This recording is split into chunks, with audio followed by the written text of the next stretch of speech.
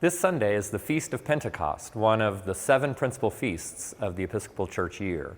And as we've talked about, there are 50 days in Easter, the great 50 days of the Easter season, and that's how we get the word Pentecost, the 50th day.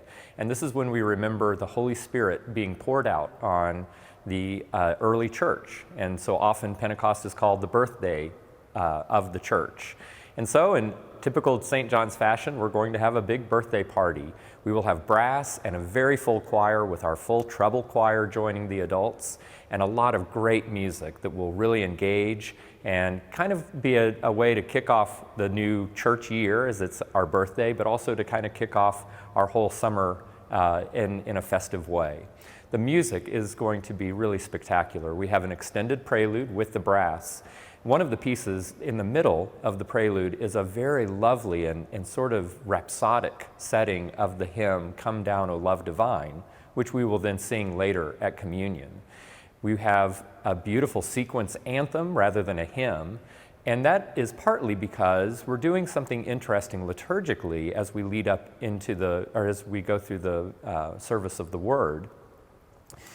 The book of the Acts of the Apostles is actually the second part of Luke's Gospel. So you'll notice that we only have one reading because we really wanted to stay focused on the Pentecost narrative.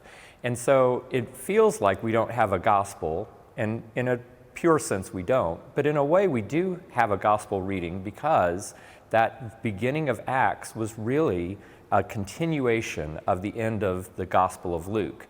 It's the second part, or the second chapter, sort of the Luke narrative.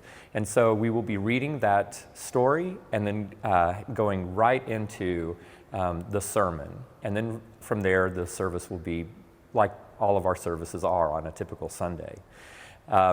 Again, we'll have a very celebratory anthem with brass and choir at the offertory, some beautiful music at communion, and a lot of chances for us to really embrace the Spirit as it moves among us. So we hope that you will join us as we gather together for the church's birthday this Sunday at St. John's.